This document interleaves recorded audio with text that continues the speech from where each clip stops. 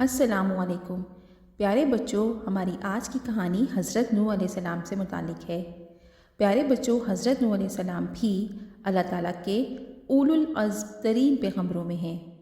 حضرت نوح علیہ السلام کی تعریف میں قرآن مجید میں اللہ تعالیٰ نے فرمایا کہ وہ سب سے زیادہ مخلص اور شکر گزار نبی تھے۔ پیارے بچوں، یہ تقریباً 4,500 سال قبل کی بات ہے۔ حضرت نوح علیہ السلام کو جس قوم کی تبلیغ کے لیے نبوت کا منصب دیا گیا تھا، وہ قوم بھی مشرک تھی۔ وہ پتھروں اور بتوں کی پوجا کرتے تھے۔ حضرت نوح علیہ السلام توحید پرست تھے، ایک اللہ کو مانتے تھے۔ حضرت نوح علیہ السلام اپنے لوگوں کو کئی سو سال تک اللہ کی طرف بلاتے رہے۔ قرآن پاک میں اس مدت کا ذکر کیا گیا ہے کہ حضرت نوح علیہ السلام 950 سال تک اپنے قوم کے لوگوں کو ایک اللہ کی طرف دعوت دیتے رہے، لیکن ان کی قوم بہت ڈھیٹ اور بہت زیادہ ہڈرم تھی۔ حضرت نوح علیہ السلام کو اللہ تعالیٰ نے جب حکم دیا کہ کشتی تیار کریں اور اپنے لوگوں کو ہر جاندار میں سے ایک جوڑا لے کر کشتی پر سوار ہو جائیں، حضرت نوح علیہ السلام پہلے تو قوم کو سمجھاتے رہے اور توحید خداوندی کی تنتہی سے دعوت دیتے رہے۔ پھر انہوں نے لوگوں کو اللہ کے عذاب سے بھی ڈرانا شروع کر دیا۔ ان کا خیال تھا کہ شاید ان کی قوم باز آ جائے۔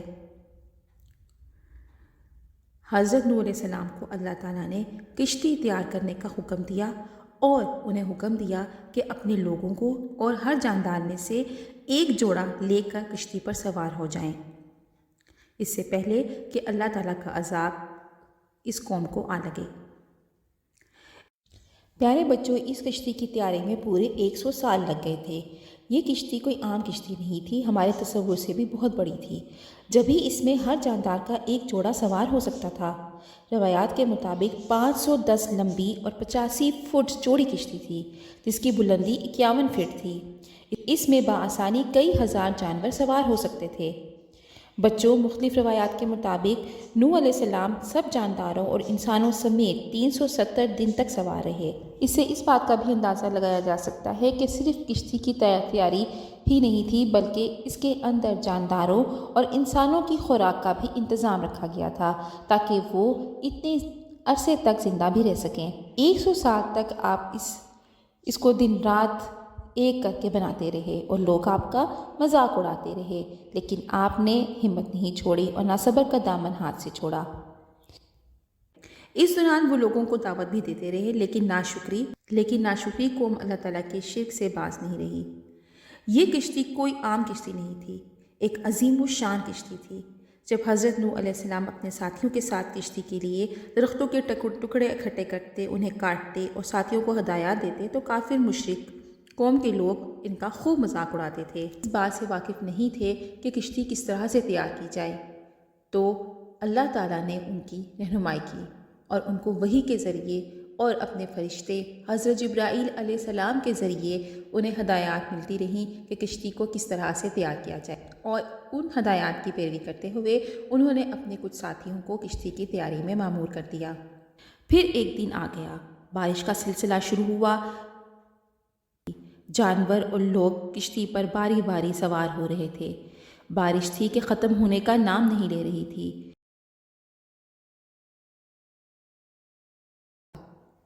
جب بستی میں سیلاب آنے لگا اور پانی بھرنے لگا تو انہوں نے اپنے بیٹے اور بیوی کو آواز لگائی کہ اللہ کی طرف رجوع کر لو اور کشتی میں سوار ہو جاؤ، لیکن نافرمان بیٹا اور نوح علیہ السلام کی بیوی نے ہڈرمی دکھائی اور کشتی پر سوار ہونے سے انکار کر دیا، بلکہ انہوں نے کہا کہ ہم محفوظ رہیں گے۔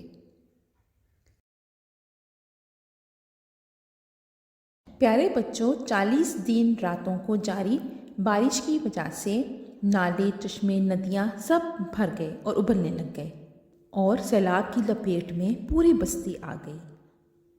صرف حضرت نوح علیہ السلام اور کشتی پر سوار باقی جاندار پانی کی لپیٹ سے محفوظ رہے اور کشتی سیلاب کے بہتے پانی پر روانہ ہو گئی۔ روایات کے مطابق سیلاب بہت خوفناک تھا اور حضرت نوح علیہ السلام کی کشتی کو جودھی پہاڑ کے نزدیک آ کر رکنے میں 370 دن لگ گئے تھے، اور سب جاندار باری باری کشتی سے اتر گئے اور نئی دنیا کا آغاز ہوا۔ حضرت نوح علیہ السلام کی تمام قوم تباہ ہو چکی تھی، کوئی مشرک نہیں بچا تھا۔ نئی حیات کا آغاز آپ کے کچھ ساتھیوں کے ساتھ شروع ہوا جاتا تھا۔ پیارے بچوں، حضرت نوح علیہ السلام کو بابا ثانی بھی کہا جاتا ہے۔ حضرت آدم علیہ السلام کے بعد حضرت نوح علیہ السلام سے ہی نسل انسانی پروان چڑھی تھی۔ پیارے بچوں، آپ کو ہماری یہ کہانی کیسی لگی؟ اگر اچھی لگی ہے تو لائک کرنا مت بھولیے گا اور ہمارے چینل کو سبسکرائب بھی کیجیے گا۔